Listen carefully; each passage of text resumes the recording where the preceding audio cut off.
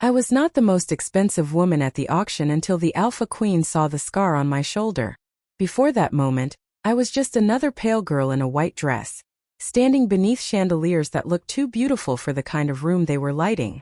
The underground theater sat somewhere below the old streets of New Orleans, deep enough that I could no longer hear traffic, jazz, or rain, only the velvet voice of the auctioneer and the soft shifting of wealthy strangers behind silver masks. My name was Clara Whitmore, 26 years old, 5'6" in borrowed shoes that pinched my heels, and I had spent most of my life believing danger announced itself loudly. I was wrong. Danger could smell like roses and expensive cologne. It could wear black gloves, sip wine, and raise a numbered paddle without moving more than 2 fingers. I kept my eyes on the floor because that was what the woman who dressed me had whispered to do. Do not stare at the alphas. Do not speak unless spoken to. Do not let them see you shaking. But my hands were shaking anyway, hidden in the folds of the dress, my nails pressing half-moons into my palms as the auctioneer described me like I was an antique. A painting. A rare thing found in an attic after a family died and no one knew what to do with it. Someone laughed softly from the front row. Another voice asked if I could sing. A third asked where I had been found. I wanted to say I had not been found. I had been taken by debt, by signatures I had not understood, by promises my stepfather made before disappearing west with every dollar left in our name. But my throat had closed around my own story, and all I could do was stand beneath the heat of the lights while the number climbed higher and higher. Then Marcus Vale spoke. I knew his name because even frightened people learned the names of men who enjoyed being feared. His mask was shaped like a wolf, polished silver with narrow eyes, and when he leaned back in his chair, the crowd seemed to make room for his confidence. He offered a sum so large the auctioneer nearly smiled. My stomach turned cold. Not because I understood the politics of alpha families, or the old bloodlines, or the rumors about moon-marked women. I understood only the way Marcus looked at me, as if my future had already been folded, sealed, and placed in his pocket. The auctioneer lifted his gavel. Going once. The room held its breath. Going twice. That was when the doors opened. No one announced her. No one needed to. The temperature in the theater seemed to drop 10 degrees, and every masked face turned toward the aisle as Queen Evelyn Blackwood walked in wearing a black coat trimmed in silver, her dark hair falling over one shoulder, her pale face calm enough to be cruel. I had heard stories about her the way children hear stories about storms, from adults who lower their voices even when the windows are locked. The ruthless Alpha Queen. The woman who never begged, never forgave, and never arrived anywhere by accident. She did not look at Marcus. She did not look at the auctioneer. She looked directly at me. For one impossible second I forgot to breathe. Her eyes moved from my face to my left shoulder, where the dress had slipped just enough to reveal the small crescent-shaped scar I had carried since childhood. I saw recognition flash across her face, quick and sharp as lightning behind glass. The auctioneer cleared his throat, suddenly nervous. Your Majesty, we were just about to conclude. Queen Evelyn raised one gloved hand, and the theater went silent. Then she named her price. Not in dollars. Not in property. She offered the black diamond from the royal crown, a stone every person in that room seemed to recognize, because the moment the words left her mouth, Marcus Vale sat forward like someone had struck a match too close to dry paper. No one countered her. No one dared. The gavel fell once, and the sound echoed through me like a door locking.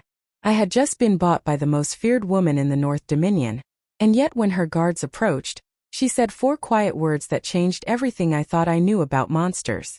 Do not touch her. The guards froze so quickly I almost thought the entire room had turned into a painting. Their hands hovered inches from my arms, close enough for me to feel the air shift, but not one of them dared to move after Queen Evelyn Blackwood gave that order. The auctioneer blinked behind his gold mask, his rehearsed smile cracking at the edges. Your Majesty, he said carefully, there are transfer procedures. Evelyn did not look at him. Then follow them without touching what is mine to protect. The word mine should have terrified me. In that room, from anyone else it would have sounded like ownership, like a lock clicking shut. From her it sounded colder, stranger. Almost like a warning aimed at everyone except me. Marcus Vale rose from his chair in the front row, slow and elegant, his silver wolf mask catching the chandelier light. Surely the queen has better uses for a crown diamond than a frightened girl with an old scar. His voice was smooth enough to hide the insult, but not well enough to hide the anger beneath it. Evelyn finally turned her head toward him. The silence that followed felt alive. "Marcus," she said, as if his name bored her. "I did not realize you had begun advising me on royal property." A few people in the audience shifted in their seats. No one laughed. No one breathed loudly. Marcus smiled anyway, but I could see his fingers tighten around the back of his chair. "I only meant that certain bloodlines are complicated," he said. "Some purchases require council approval." "Then call the council," Evelyn replied. "Tell them I am standing here. Tell them I am not asking." The words passed through the theater like a cold wind. I had heard powerful people speak before, but I had never heard someone make a room obey by doing almost nothing. Evelyn climbed the 3 steps to the stage, her black coat moving around her like shadow over marble. I told myself to step back, to keep distance, to remember that this woman had just traded part of a crown for me as easily as someone buying a winter coat on Magazine Street. But my feet would not move. She stopped a few feet away, close enough that I could see the faint silver embroidery at her cuffs and the pale scar that ran across one knuckle. Her gaze lowered to my shoulder again, not with curiosity, not with hunger, but with recognition so heavy it made my chest ache. "What is your name?" she asked. No one had asked me that all night. They had asked my age, my health, my origin, my classification, but not my name. For a second I had to search for it inside myself, as if fear had buried it under the lights. "Clara," I whispered. My full name felt like a luxury I was no longer sure I owned. Evelyn's expression changed just slightly. "Clara," she repeated, and somehow in her voice it became something steadier than I felt. The auctioneer hurried forward with a leather folder and a fountain pen, keeping an exaggerated distance as if I were made of glass or flame. The legal language spilled out in polished phrases. Debt settlement, voluntary forfeiture, custodial transfer, witness confirmation. Voluntary. That word almost made me laugh. There had been nothing voluntary about waking up in a locked room 2 hours earlier with a white dress hanging from the door, and a woman telling me to be grateful I was presentable. Evelyn signed only 1 page before she stopped. Her eyes sharpened. "This is not a transfer contract." The auctioneer swallowed. "It is the standard form, Your Majesty." "No," Evelyn said. "This is a claim of possession. Tear it up." A whisper moved through the massed crowd. The auctioneer held the folder tighter.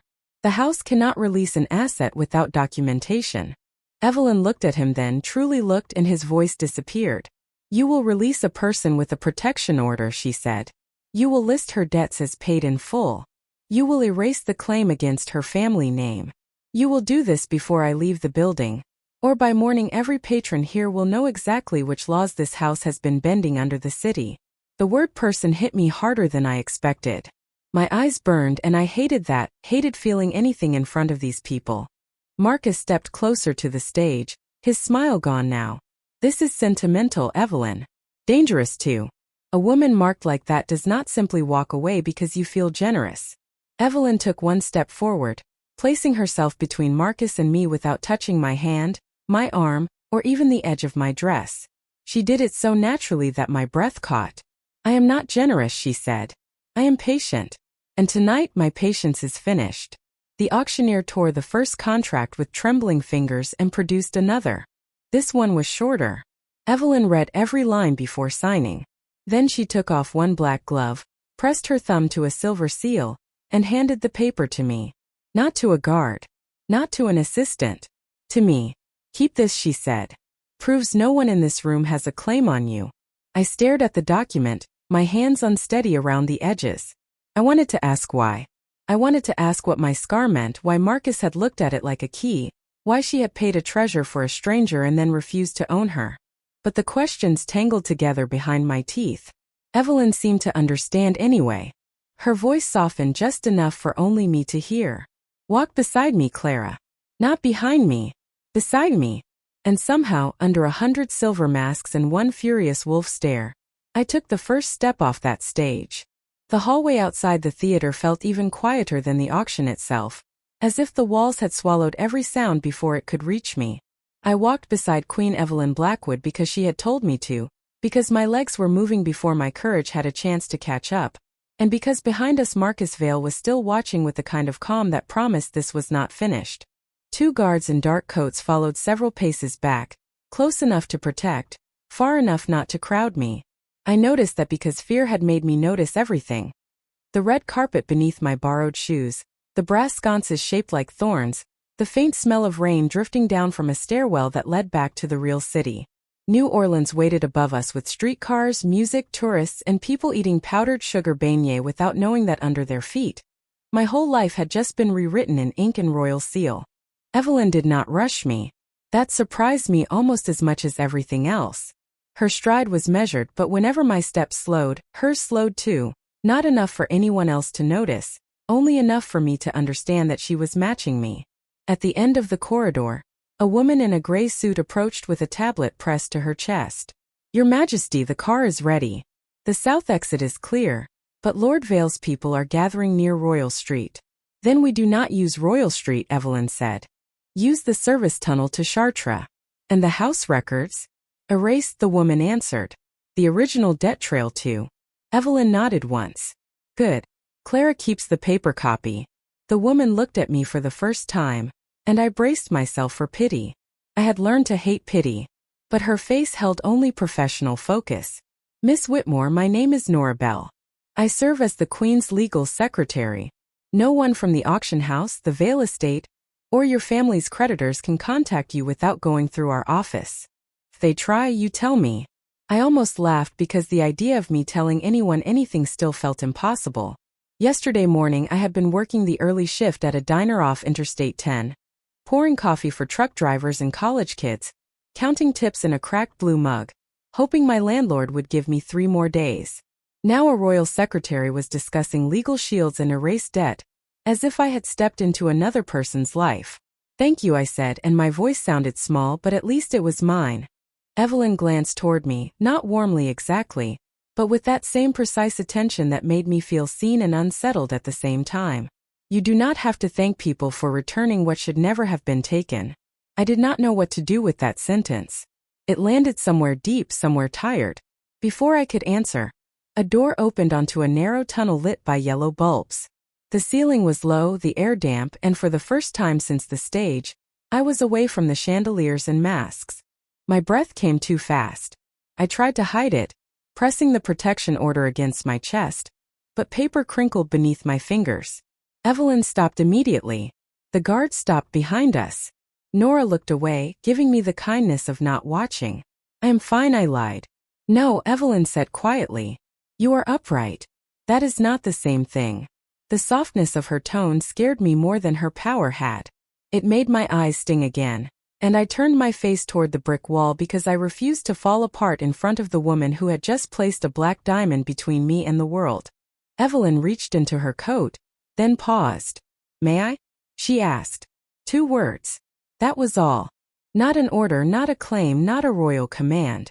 I nodded because I was too tired to speak. She pulled out a clean handkerchief, white with a small black crest embroidered in one corner, and offered it without touching me. I took it. My fingers brushed the fabric, not her skin, but even that careful distance felt deliberate. Respectful. Impossible. We continued through the tunnel until it opened into an alley where rain shone on the pavement like spilled glass. A black SUV waited with tinted windows and 2 more guards standing near the doors. It looked like something a governor would ride in, not a woman from a diner whose apartment still had a broken air conditioner and a sink that dripped all night. Nora opened the rear door. Evelyn waited. I hesitated. The city air hit my face, warm and wet, carrying the smell of river water and frying oil from somewhere nearby. Freedom should have felt bigger. Instead, it felt like standing at the edge of a bridge in the dark, unable to see the other side. "Where are you taking me?" I asked. Evelyn's answer came without delay. "To Blackwood Palace for tonight. After that, you decide." I looked at her, then really looked, searching for the trick. "Decide what?" "Whether you stay under my protection, leave with a new identity, or return to the life you choose for yourself." The rain tapped against the roof of the SUV, steady as a clock. No one had spoken to me about choice in so long that the words sounded almost foreign. Evelyn stepped back, giving me the doorway, giving me space, giving me the terrifying shape of my own decision. I climbed into the car because I had nowhere else to go. But when she sat beside me, leaving a careful foot of distance between us, I realized something that made my pulse slow for the first time all night.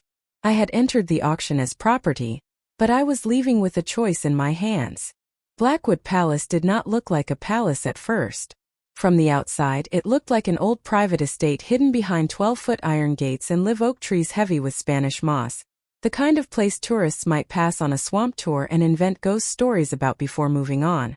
Rain slid down the tinted window as the SUV turned off the road and followed a long gravel drive toward a house of white stone, black shutters, and balconies wrapped in curling ironwork. It was beautiful in a way that made my chest tighten. Not welcoming exactly, but old, guarded, and too full of secrets to ever be just a home.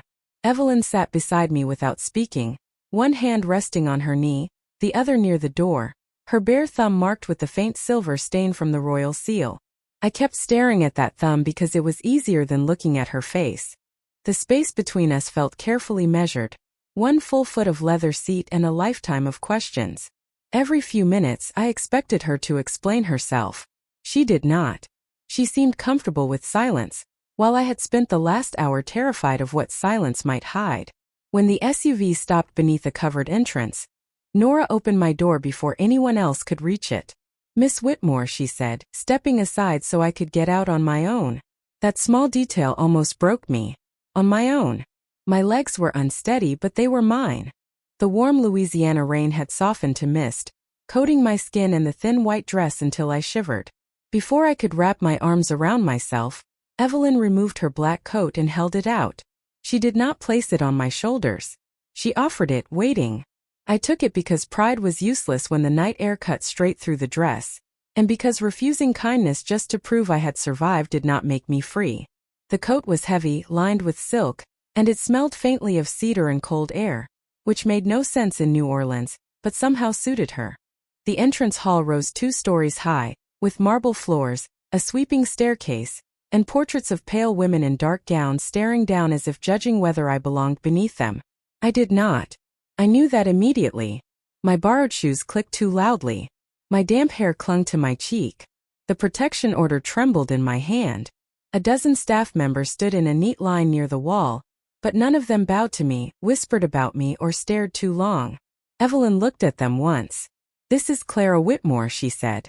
"She is a guest under my protection. She is not to be questioned. She is not to be followed inside her rooms. She is not to be touched without permission. If she asks for a door to open, you open it. If she asks for privacy, you leave. Is that understood?" "Yes, Your Majesty," they answered together. The words should have comforted me. Instead, they made the house feel even larger, even stranger, because a cage with velvet curtains was still a cage until proven otherwise. Evelyn must have read that thought on my face. "Your room has a lock on the inside only," she said. "Nora has the key to the outer wing for emergencies, but no one will enter unless you request it. You may leave the room whenever you wish. You may leave the estate tomorrow if you choose." I looked at the staircase, the staff, the guards beyond the glass doors. Could I really? "Yes," Evelyn said, before I realized I had spoken aloud. "But leaving tonight would be unwise. Marcusvale will have people watching the public roads by now." The name moved through me like a cold thread.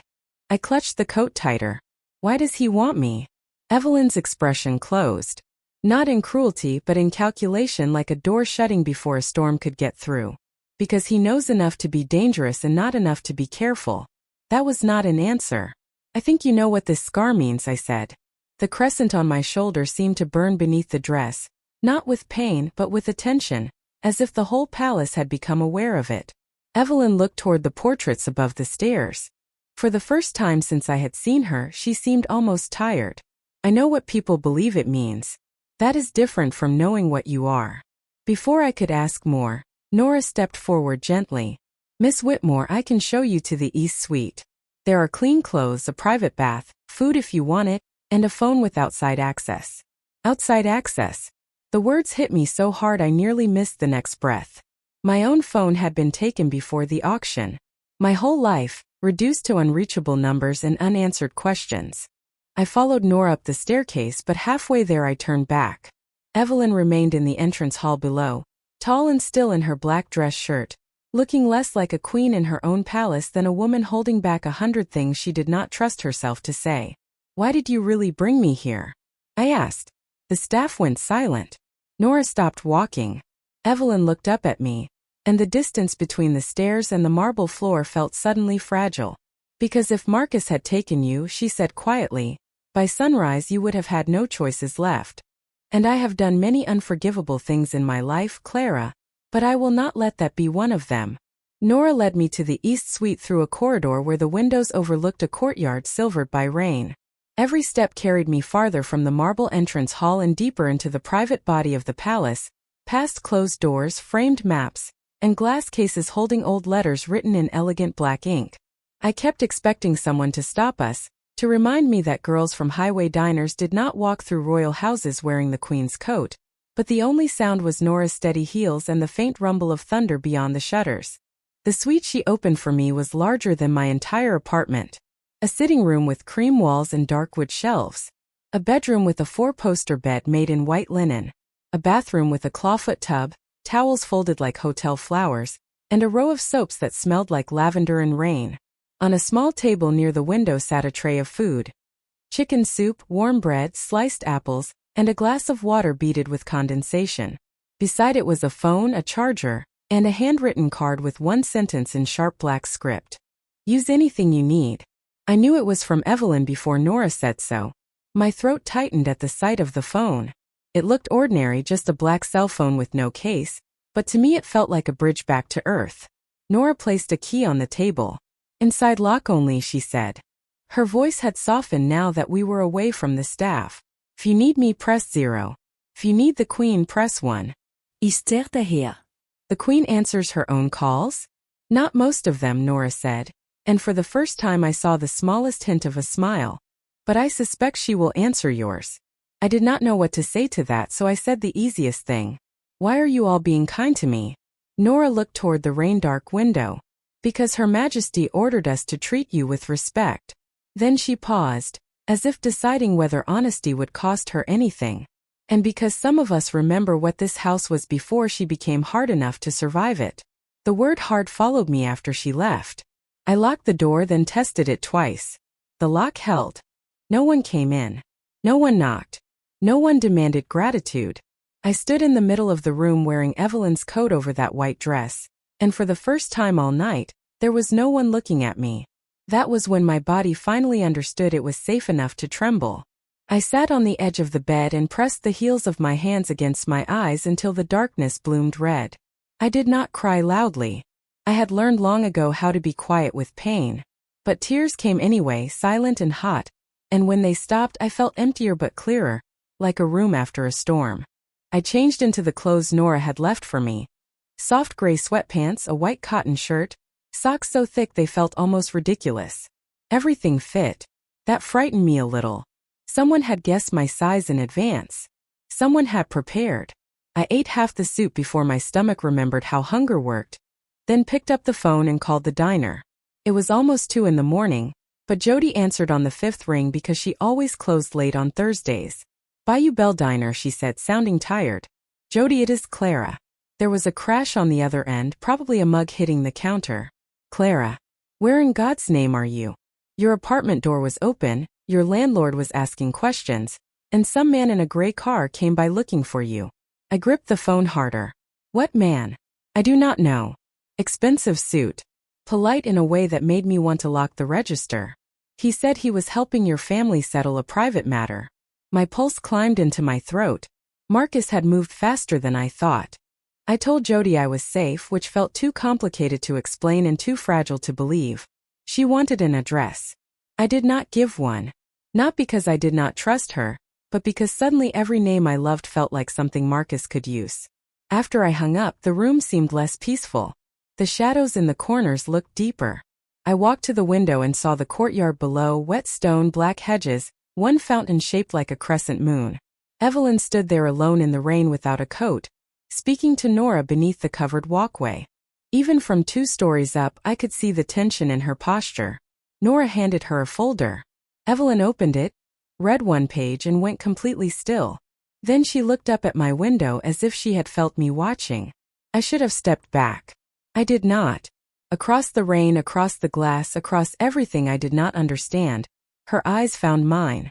For one strange second, she did not look ruthless at all. She looked afraid. Then the phone in my hand lit up with a text from an unknown number. Enjoy the palace while you can, Clara. The moon always returns what belongs to the old blood. The text message stayed on the screen until my hand went cold around the phone. I read it once, twice, then a third time, hoping the words might rearrange themselves into something less personal, less impossible. They did not. Enjoy the palace while you can, Clara. The moon always returns what belongs to the old blood. My first thought was Jody. My second was the man in the gray car. My third was that I had been foolish to believe a locked door could keep out a world that had already reached into my life once and pulled me under. Across the courtyard, Evelyn was no longer speaking to Nora. She was looking straight up at my window, rain darkening her white shirt, her face unreadable from that distance. I raised the phone before I could talk myself out of it, holding the glowing screen toward the glass like proof of a haunting. Evelyn moved immediately. Not fast enough to seem panicked, never that, but with such sharp purpose that Nora had to hurry after her. Less than a minute later, there was a knock at my door. 3 measured taps. Clara, Evelyn said from the hallway. It is me. May I come in? The question should not have mattered as much as it did. She owned the house. She commanded every person inside it. She could have had the door opened with a word. And yet she waited outside my room like my answer carried weight. I turned the lock with fingers that did not feel steady. Evelyn stood there without guards, without Nora, without the black coat I still had folded over the chair behind me. Up close, she looked colder from the rain and more human because of it. A strand of dark hair clung to her cheek. Her eyes went to the phone in my hand, then back to my face. May I see it? She asked. I handed it to her. She read the message once. Something passed over her expression so quickly I almost missed it. Not surprise exactly, but confirmation, as if a nightmare had finally introduced itself by name. Who sent it? I asked. Evelyn gave the phone to Nora, who had arrived silently behind her with a small tablet in hand. Trace it, Evelyn said. Carefully. I do not want them alerted. Nora nodded and stepped into the hallway, already working. Evelyn remained at the threshold. She did not enter until I stepped back and said, "You can come in." Even then, she only moved a few feet inside, leaving the door open behind her. The room felt different with her in it, smaller somehow, charged with questions I did not know how to ask. What does old blood mean? I said. Her gaze lowered to my shoulder, covered now by the cotton shirt but still somehow exposed between us. It is an old phrase used by families who believe power can be inherited like land. Can it? Sometimes, Evelyn said. But belief makes people more dangerous than blood ever could. I wrapped my arms around myself. That is not an answer. No, she admitted. It is the safest piece of one. I should have been angry. Part of me was. But another part of me saw the way her hand had curled at her side. Not into a fist, not toward me, but inward, like she was holding herself back from saying too much too soon. The ruthless queen everyone feared looked as if the truth itself was a blade she refused to hand me without warning. I am tired of people deciding what I am allowed to know, I said. My voice shook, but it did not break. I was taken because of a debt I did not sign. I was dressed like a doll and put on a stage. I was nearly handed to a man who looked at me like he knew my body better than I did. Then you walked in, paid for my freedom with a crown jewel, brought me here, gave me soup and a locked door. And now someone is texting me about old blood. I am grateful, Evelyn, but I am not calm. She listened without interrupting. That almost made it worse. I expected defense, command, distance. Instead, she stood there with rain still on her sleeves and let every word land. When I finished, the only sound was thunder rolling somewhere far beyond the estate. You are right, she said. The simplicity of it stunned me. Then tell me something real.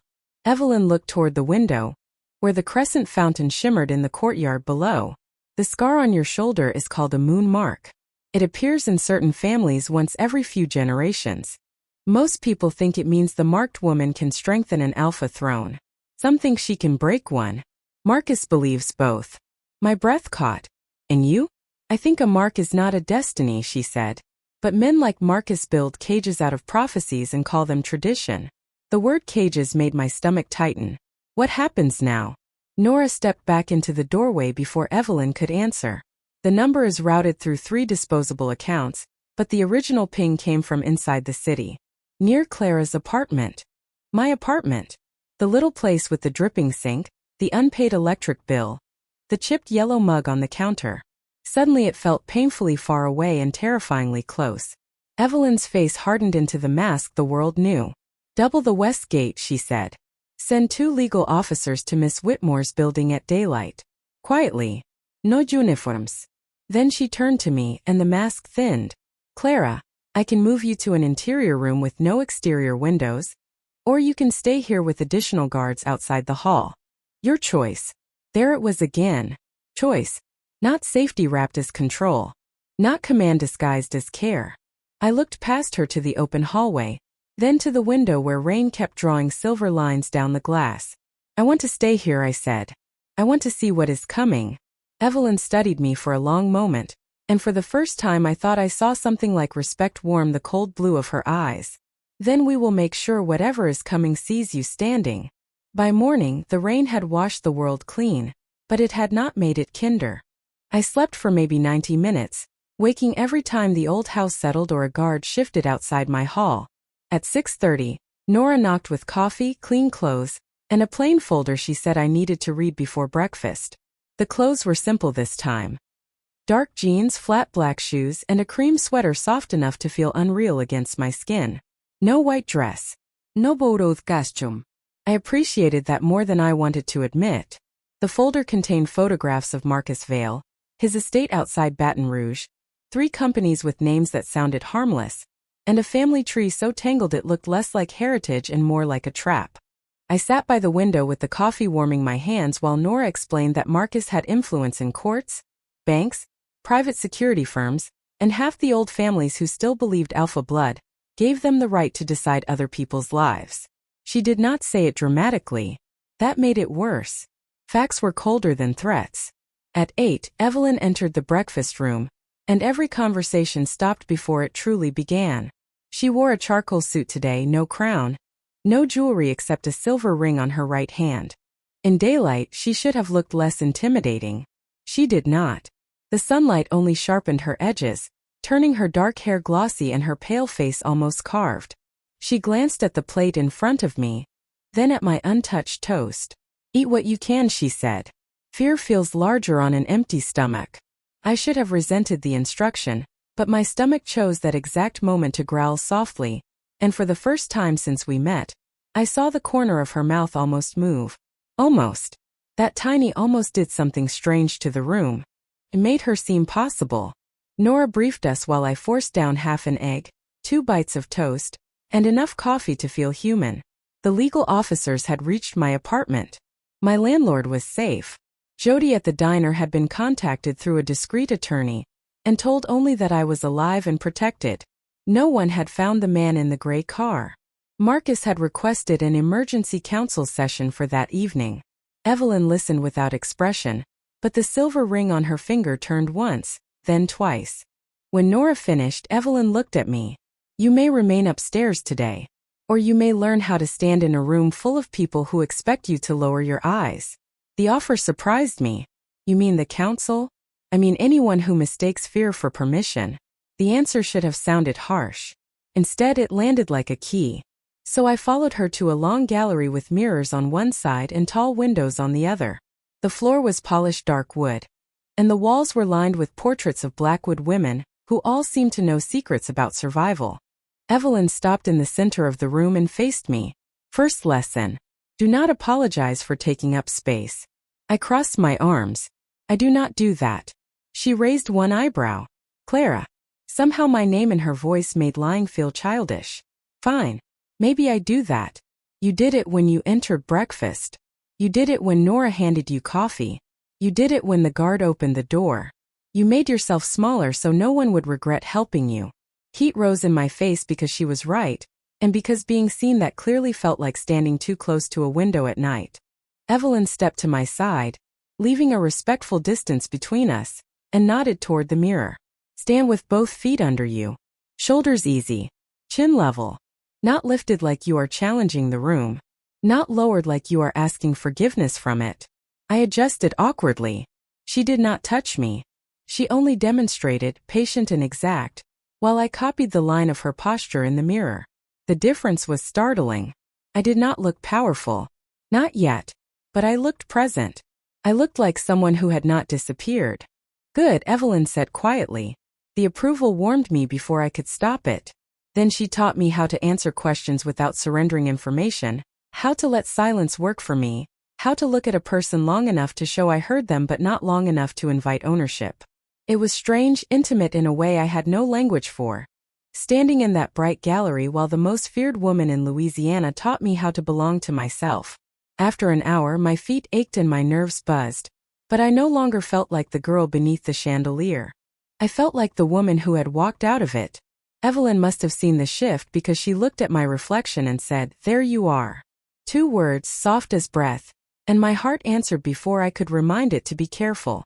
Then Nora appeared at the doorway, her face pale. "Your Majesty, Marcus Vale has moved the council session forward.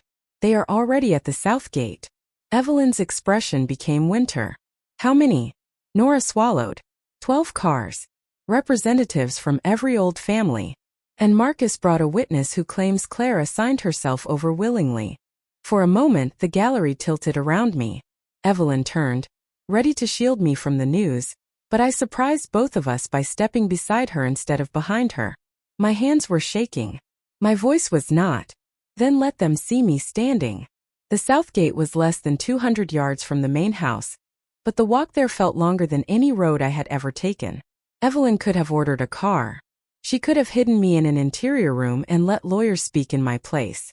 Instead, she walked beside me down the front steps and across the wet gravel drive while the morning air steamed under the sudden Louisiana sun. Nora followed with 2 folders pressed to her chest, and 4 guards kept a careful distance, not crowding me, not touching me, just present enough to remind the world that I was no longer alone. Beyond the iron gate, 12 black cars lined the private road like a funeral procession. Men and women in tailored suits stood beneath umbrellas even though the rain had stopped, their faces pale, polished, and watchful. Some wore silver pins at their collars, tiny wolves, crowns, moons, and other symbols I did not understand. Marcus Vale stood at the center of them without an umbrella, his gray suit immaculate, his silver wolf mask gone now so I could see his face clearly for the first time. He was handsome in the way expensive statues were handsome, smooth and cold and built to make people admire distance. Beside him stood a woman I recognized from the auction house, the one who had dressed me in white and told me to keep my eyes down. My stomach dropped so sharply I almost missed a step. Evelyn noticed, of course. Her hand did not reach for me, but her voice lowered. "Breathe in for 4 counts. Hold for 4. Out for 6. I did it because the alternative was letting Marcus see me fold. The woman by his side looked at me with a soft, apologetic expression that felt more dangerous than hatred. Evelyn stopped 10 feet from the gate. The iron bars remained closed between us and them. That small detail mattered. This was her ground, her boundary, her choice. Marcus smiled as if we were old friends meeting for brunch in the Garden District. "Your Majesty, forgive the inconvenience." The council felt an immediate review was appropriate after last night's irregularities. Evelyn looked at the line of representatives. On Blackwood property, an immediate review requires either my invitation or a formal accusation. "Which one are you claiming?" A woman with white blonde hair and a pearl necklace stepped forward. "Lady Catherine Wren." Nora whispered near my shoulder. "Old family. Dangerous vocabulary." Lady Catherine lifted her chin. "We are claiming concern." Evelyn's expression did not change. "Concern is not a legal category." Marcus's smile thinned. "Then let us call it fraud." The girl entered the auction under voluntary debt surrender, and your office replaced the binding document after the sale. We have a witness who can confirm she understood the terms. The woman from the auction house lowered her eyes at exactly the right angle. Practiced angle. A stage angle. I felt the old instinct rise in me, the desperate urge to shrink until no one aimed a question my way. But the gallery lesson came back. Both feet under me, shoulders easy, chin level. Not challenging the room. Not begging it. Evelyn turned slightly. "Clara, you do not have to speak." The decision should have comforted me. Instead, it made something solid form beneath my ribs. "I know," I said. Then I looked through the gate at Marcus Vale. That is why I am going to. Silence fell so completely I heard water dripping from the oak leaves. My voice sounded strange at first, small in the open air, but it steadied as I continued. I did not voluntarily enter that auction. I was not shown a contract. I was not given access to a phone, an attorney, or any person who represented my interests. I was told my family debt had become my responsibility, and that cooperation would make things easier. The woman beside Marcus stared at the gravel. Marcus watched me with the first flicker of irritation I had seen on his face. Lady Catherine narrowed her eyes. Miss Whitmore, do you understand the seriousness of accusing an established house? Yes, I said. Do you understand the seriousness of pretending a frightened woman can sign away her freedom in a room where she is not allowed to say no? Nora made the smallest sound behind me, almost a breath, almost approval. Evelyn did not move, but I felt her attention like a warm light at my side. Marcus stepped closer to the gate. A dramatic answer does not erase blood law, Clara. The way he said my name made it sound borrowed. The moon mark places you within ancient jurisdiction whether you understand it or not. There it was again. My shoulder seemed to pulse beneath the cream sweater. Not with magic, maybe not even with fear, but with the terrible pressure of being named by people who wanted to write my future before I could read it. Evelyn's voice cut through the air, calm and absolute. Ancient jurisdiction does not supersede federal law, state law, or consent. This is Louisiana, Marcus, not one of your grandfather's bedtime myths. A few council members shifted. The world did not change in that moment, but the balance did. I saw it in their eyes. They had expected a rescued girl. They had expected tears, confusion, maybe silence. They had not expected me to stand there in borrowed clothes and answer back. Then the auction house woman suddenly raised her head. She said the sentence carefully, like someone reciting from memory. Clara Whitmore asked to be placed in the sale. She said it was the only way to pay what she owed. My breath caught, but Evelyn spoke before the lie could settle. Nora. Nora opened the first folder and removed a printed photograph. Security camera image obtained this morning, she said. Time-stamped 1:38 in the morning. It shows Miss Whitmore being brought through the rear entrance unconscious enough to require assistance walking. No contract was presented until after Her Majesty challenged the sale. Lady Catherine's face went still. Marcus did not look at the photograph. He looked at me. For one brief, chilling second, his polished calm disappeared, and underneath it I saw panic wearing expensive shoes. Evelyn saw it too. She stepped forward until only the iron gate stood between her and the council. This review is over, she said. But mine is just beginning. The council did not leave right away. People like that never retreated quickly, not when their power depended on pretending every step backward was strategy. Lady Catherine Wren studied the security photograph in Nora's hand with the expression of a woman tasting something bitter and refusing to admit it. Marcus Vale looked past the evidence, past Evelyn, past the iron gate, until his eyes settled on me again. I expected another threat. Instead, he smiled, and that was worse. Miss Whitmore, he said, I hope you understand that Her Majesty has not rescued you from the old laws. She has only placed herself between you and them. That is a very temporary position. Evelyn's answer was quiet. Then you should pray I enjoy standing there. A low murmur moved through the council. Marcus adjusted one cuff, perfectly calm again, as if his panic had been folded away with the rest of his private thoughts. We will reconvene under formal procedure, he said. 48 hours. Full witness list. Full bloodline inquiry. Lady Catherine glanced at him sharply, but she did not contradict him. Evelyn's face revealed nothing. File whatever you think you can prove. Marcus gave a shallow bow, not respectful enough to be sincere, not rude enough to be useful. Then the cars began leaving one by one, tires whispering over the wet road, until the long driveway beyond the gate stood empty except for fallen oak leaves and sunlight. I kept standing even after they were gone because if I moved too soon, I was afraid my legs would remember how frightened they were. Nora closed her folder with a soft snap. The household staff will hear 5 versions of this within the hour, she said. I will make sure the useful one spreads first. Evelyn nodded. Do it.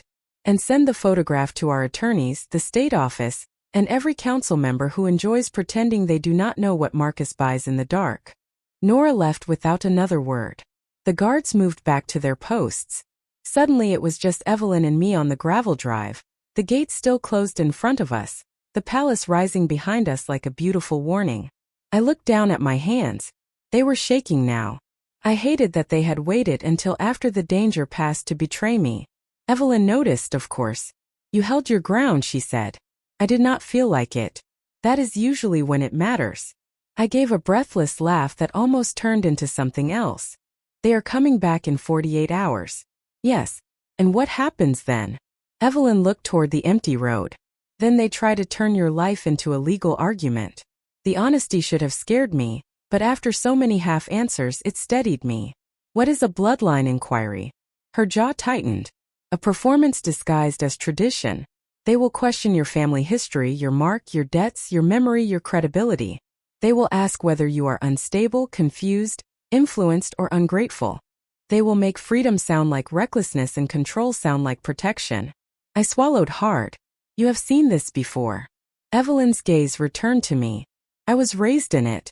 That sentence opened a door between us, just a crack, but enough for me to glimpse something dark behind her composure.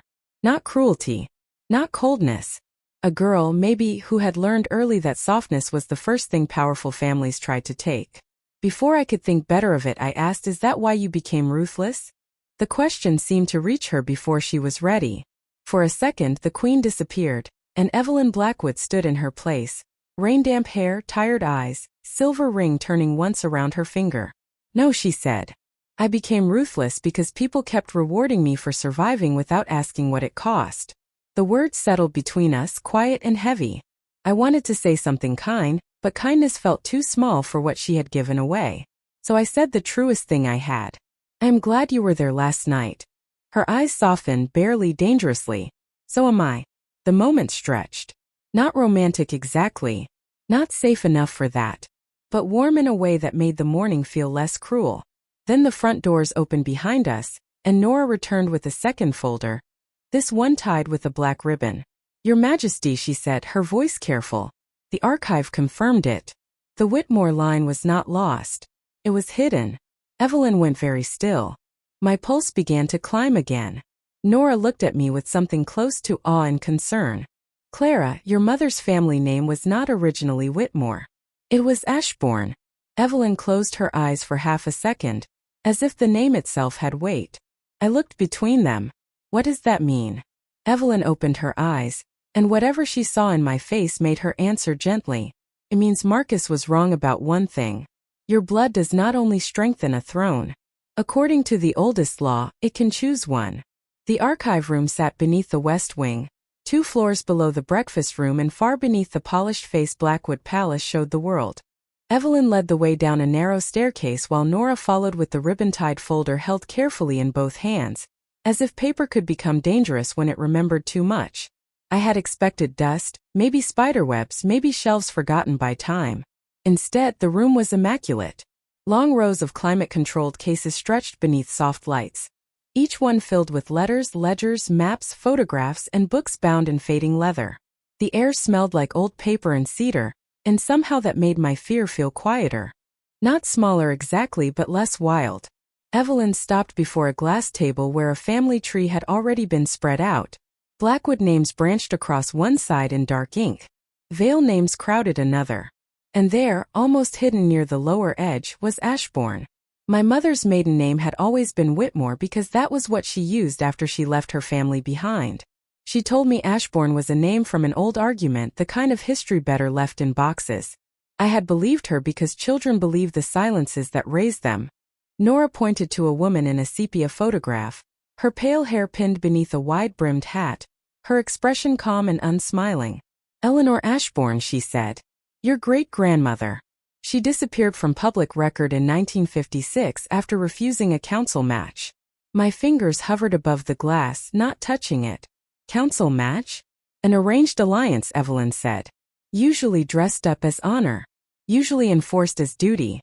The photograph blurred slightly, and I realized my eyes were burning again. My mother used to say the women in our family were good at leaving before storms hit. Evelyn's voice softened. Maybe they were good at recognizing storms everyone else called tradition. I looked at her then, startled by the gentleness in that sentence. She was standing close enough for me to see the faint exhaustion beneath her eyes, but not so close that I felt crowded. She had learned my boundaries faster than people who had known me for years. Nora opened the black ribbon folder and slid out a copied page from an old legal code. The language was formal and strange, full of phrases like lunar witness, sovereign bond, and recognized consent. I tried to follow it, but the words twisted together until Evelyn rested one finger beside a single paragraph. Not on my hand, not over the page, just beside the truth. This is the part Marcus wants to use, she said. A marked Ashbourne can validate a throne if she chooses to stand with the alpha who claims rule. My stomach tightened. Claims rule. That sounds like ownership. It is not supposed to be, Evelyn said. But old families have always been talented at turning choice into ceremony and ceremony into chains. And the part Marcus missed? Nora answered this time. The same law says if the marked woman refuses the sitting power, the council must recognize a challenge to the throne. I stared at her, then at Evelyn. Challenge your throne? Evelyn did not look away. Yes. The room seemed to tilt, shelves and glass and old names leaning toward me. Last night I had been a woman with unpaid rent and a diner uniform hanging in my closet. Now two powerful families wanted to turn my blood into a vote, a weapon, or a crown I had never asked for. I took a step back, suddenly needing air. Evelyn moved aside immediately, clearing the path to the stairs. We can stop, she said. I shook my head. No. If everyone else knows what I am, I need to know too. She studied me with that quiet, unsettling focus. You are Clara Whitmore. Whatever else they call you comes second. It should not have mattered. It did. The name I had almost lost on an auction stage came back to me stronger in her voice. I turned to the family tree again. Did you know before you bought me? I asked. Evelyn was silent for one heartbeat too long. I knew the mark was old. I knew Marcus wanted you. I suspected Ashbourne, but I did not know for certain until now. Relief and anger arrived together, confusing and sharp. You still kept it from me. Yes, she said. And I was wrong. No excuse. No polished explanation. Just the truth, bare and difficult. It made my anger harder to hold, which almost made me angrier. Nora stepped away to answer a quiet call, leaving us alone beneath the soft archive lights. Evelyn looked at the old photograph instead of at me. If you choose to leave, I will protect that choice. If you choose to stay through the inquiry, I will protect that too. And if I choose against you? I asked. Her jaw tightened, but her answer came steady. Then I will make sure they honor it. The words hit me like a door opening onto a cliff. I did not know whether I trusted her completely. Maybe trust did not arrive all at once. Maybe it came like morning light, touching one corner of a dark room before the rest knew what to do. I looked at Eleanor Ashbourne's photograph, at the woman who had vanished rather than be used, then at Evelyn Blackwood, the queen who might lose everything because she refused to use me. For the first time, I wondered if Ruthless was what people called a woman when they could not control her mercy. By afternoon, the palace had changed its breathing. Doors opened more quietly, staff spoke in softer tones, and every hallway seemed to know something I did not. I spent 2 hours in the East Suite with the Ashbourne file spread across the small writing desk, trying to turn names and laws into a version of myself I could recognize. Eleanor Ashbourne, who vanished in 1956. Margaret Ashbourne, my grandmother, who crossed 3 states and married under another name. My mother, who worked double shifts at a grocery store in Gulfport, and told me fairy tales about women who followed the moon home. I used to think those stories were comfort. Now I wondered if they had been warnings wrapped in bedtime voices. Evelyn did not come to my room. That should have relieved me. Instead, the silence between us felt too deliberate, as if she had stepped back to prove I was free and left me alone with a freedom so large it had teeth. At 3:15, Nora brought tea and a printed statement from Marcus Vale's attorneys. She did not summarize it, which was kind. I read it myself. According to the statement, Evelyn had interfered with a lawful private transfer, concealed my status, manipulated me through emotional pressure, and intended to use my Ashbourne blood to secure her throne against council oversight. The words were clean, professional, and poisonous. The worst part was not that they were lies. The worst part was that they were built around enough truth to hurt. Evelyn had known more than she told me. Evelyn had brought me here. Evelyn's throne was suddenly safer if I stood beside her and weaker if I walked away. I placed the papers on the desk and pressed my palms flat against the wood. Nora waited near the door, her face carefully neutral. Is any of this possible? I asked. Not the way he says it, she answered. That was not a no. She exhaled softly. Her Majesty did not know your full lineage last night. But she did know Marcus would exploit your mark. And yes, your public support could strengthen her position. My chest tightened. Does everyone in this house think of me as a person, or as a solution? Nora looked genuinely pained. Clara, those things are not the same to us. They have been the same to everyone else. I did not mean to sound cruel, but the words left before I could soften them.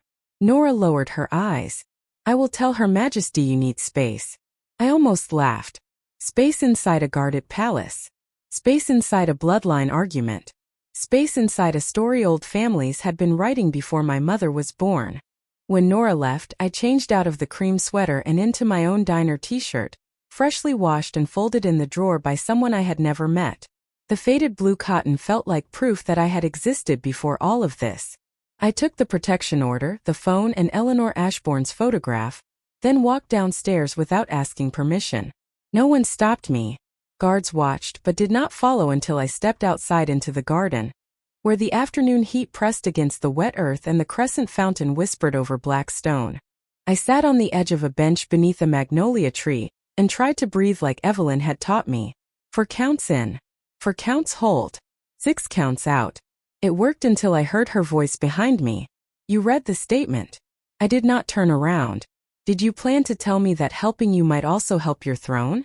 Yes, Evelyn said. When? Before the inquiry. After I understood how much of it was true. I stood then, anger rising faster because her honesty refused to give me an easy place to put it. You keep saying I have choices, but every choice seems to serve someone else's power. Marcus wants to claim me. The council wants to examine me. Your enemies want to use me against you. And you, Evelyn, you want to protect me, but protection still keeps me in your orbit. Her face changed at that, not defensively, but as if I had named the wound she expected and deserved. You are right. The answer stopped me. Evelyn took one careful step back, giving me more distance than I had asked for. I want you safe, she said. I also want you here. Both are true. One is honorable. The other is selfish. The garden went quiet around us. I had expected denial. I had expected command. I had not expected a queen to stand beneath dripping magnolia leaves and admit she wanted something she had no right to demand. My anger did not vanish, but it shifted, becoming tangled with something warmer and more dangerous. Before either of us could speak again, the phone in my hand rang. Unknown number. Evelyn's eyes sharpened, but she did not tell me not to answer. I pressed the phone to my ear. Clara, a familiar voice whispered. Jody. Relief hit so hard I nearly sat down. Then she said, I am sorry, honey. They told me you would be safer if you came alone. Jody's voice shook so badly that for a second I could not connect it to the woman who had once chased a rude customer out of the diner with nothing but a coffee pot and a stare. I gripped the phone and turned away from Evelyn because I could feel her attention sharpening beside me. Not controlling, not interrupting, but ready. Who told you that? I asked. There was a pause, then a muffled sound, like Jody covering the receiver with her hand. A man from the council, she whispered. He said if you stay at Blackwood Palace, they will make an example out of everyone who helped you. Clara, I am so sorry. They have my daughter's school address. My blood went cold in a clean, quiet way. Not dramatic. Not loud. Just suddenly cold all the way through. Evelyn must have seen my face change because she stepped closer, then stopped herself before entering my space. Clara, she said softly, put the call on speaker if you choose. If I choose. Even now. Even with panic rising in my throat. I tapped the screen. Jody, you are on speaker. Queen Blackwood is here. Jody made a tiny sound of alarm. Evelyn's voice became calm enough to steady the air. Miss Parker, listen carefully. No one is going to punish you for answering a phone. You and your daughter are under legal protection as of this moment. Nora. Nora appeared from the path behind us so quickly I wondered if she had been nearby the whole time. Evelyn did not look away from the phone. Contact the family court liaison and arrange a security escort for Miss Parker's daughter. Plain clothes. No uniforms. No scene. Nora was already typing. Done. Jody began to cry, and the sound nearly split me open. I am sorry, Clara. They said you had to come to St. Agnes Chapel by sunset and sign a statement saying you misunderstood everything. They said if you did, this would all end. Evelyn's eyes closed for one brief second. Marcus always did love churches. Is der her? You know where that is? Deconsecrated chapel outside the city, she said. Private property now. Owned through one of his foundations. Of course it was. Marcus did not need chains when he had paperwork, schools, foundations, polite voices, and people's fear. I told Jody to stay with Nora's people, then ended the call before my own fear could spill onto her. The garden seemed too bright after that, too green, too alive for what had just happened. Evelyn turned to me. You are not going there alone. The words came out like instinct, and for the first time, I saw her catch herself after saying them. She exhaled slowly. I am sorry. That should have been a question. I looked down at Eleanor Ashbourne's photograph in my hand, the woman who had disappeared rather than become someone else's symbol. Then I looked at Evelyn, who wanted to protect me badly enough that it frightened both of us. I am going, I said. Evelyn's expression tightened. Clara, I am not going because Marcus told me to. I am going because tomorrow they will question whether I am brave enough to speak for myself, and I am tired of other people dragging my name into rooms before I arrive. The wind moved through the magnolia leaves. Evelyn studied me for a long moment, and I could almost see the fight inside her. Queen against woman, strategy against fear, control against trust. Finally, she nodded once. Then we do this your way. My way includes you, I said, surprising myself with how quickly it came out. Not in front of me. Not speaking for me. Beside me. Something in her face softened so suddenly I had to look away. Beside you, she said. By sunset, I was no longer wearing borrowed palace clothes. Nora had found my denim jacket from my apartment, and a simple white dress that felt like my choice instead of a costume. We drove toward St. Agnes in an ordinary black sedan. No motorcade, no royal crest, no display of power beyond the woman sitting quietly beside me, leaving 1 foot of space between us and trusting me not to disappear into it. The chapel waited at the end of a gravel road beneath a sky turning gold and purple. Its stained glass windows were dark, but a single light burned inside. My phone buzzed with a message from Marcus. Come in alone, little moon. I looked at Evelyn. She did not reach for the phone. She did not give an order. She only asked, what do you choose? My hand was shaking when I opened the car door, but my voice was steady. I choose not to be alone. The chapel doors opened before I touched them, as if Marcus Vale had been waiting with his hand on the other side. Warm candlelight spilled across the stone steps, soft and golden, almost beautiful enough to disguise the trap. Almost. Evelyn walked beside me, not ahead, not behind, her presence steady at my right shoulder, while Nora remained by the car with 2 legal officers connected through a silent video call. That had been my idea. If Marcus wanted a statement, he would get one with witnesses of my choosing. Inside, St. Agnes smelled like old wood, melted wax and dust after rain. The pews had been removed, leaving a wide open floor beneath dark stained glass windows. Marcus stood near the front where an altar used to be, dressed in a navy suit, his hands folded around a silver cane he did not need. Lady Catherine Wren stood beside him with 3 council representatives. Each holding a folder like truth was something that could be organized by people who never had to live inside it. Marcus smiled when he saw Evelyn. I said alone. I know, I answered before Evelyn could speak. I chose otherwise. His eyes moved to me and the smile sharpened. Choices made under influence will not help you tomorrow. That is why we are here, is it not? To free you from the Queen's shadow. The old Clara might have looked at the floor. The girl under the chandeliers might have apologized for taking up space. I thought of the gallery mirrors, Evelyn's voice, both feet under me, shoulders easy, chin level. Then I walked to the center of the chapel and stopped beneath a round window where the last light of sunset painted a pale crescent across the floor. You wanted me here, I said. I am here. Marcus lifted one hand, and Lady Catherine opened her folder. We have prepared a simple statement, she said, her voice smooth enough for a courtroom. You will confirm that you entered the auction voluntarily, that Queen Blackwood interfered for political gain, and that you request neutral counsel custody until your lineage can be verified. Neutral custody, I repeated. Another pretty phrase for another locked door. Her lips tightened. You are emotional, Miss Whitmore. Understandably. No, I said.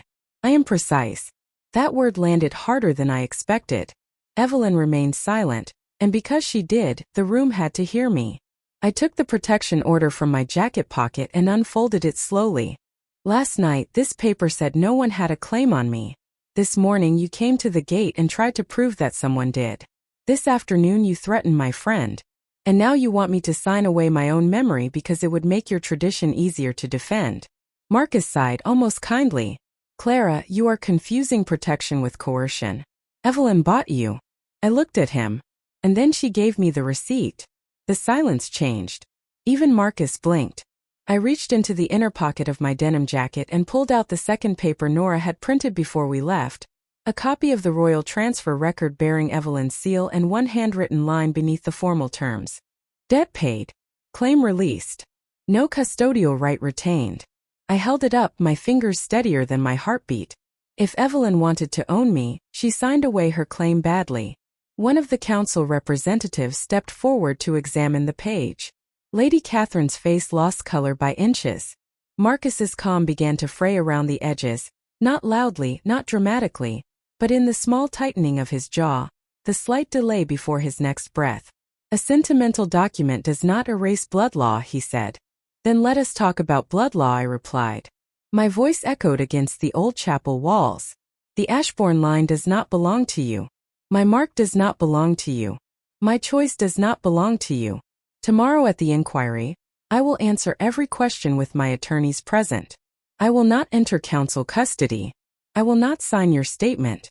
And I will not let you use old words to make fear sound sacred. For a moment no one moved.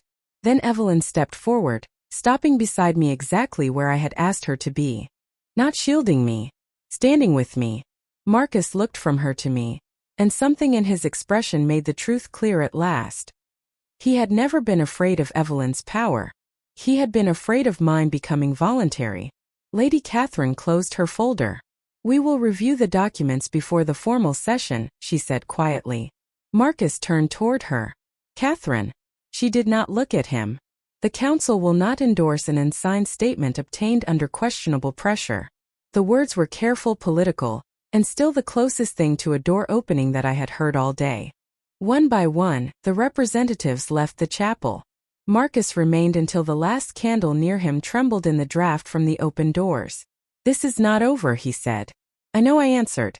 But it is no longer only yours to decide.